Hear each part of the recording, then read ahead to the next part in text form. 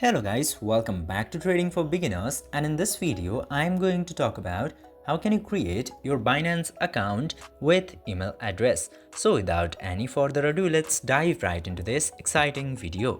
In order to do that, you just simply have to open your Binance application at very first.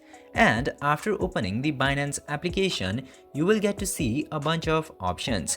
Now you just simply have to select this sign up/login option. Tap there. Now into here you will get this page. In order to create account with email or phone number, just simply enter your phone number or email address into this box. You don't have to enter your country code if you are using the phone number.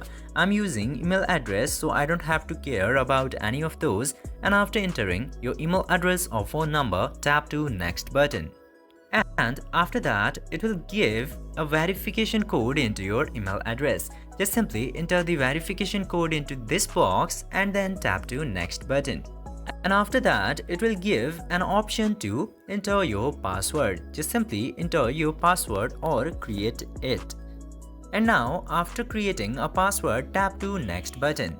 Then, after doing all this, your account will successfully be created. I hope this video was informative for you. If yes, don't forget to like, share and subscribe to the channel to never miss another update. Thank you for watching the video.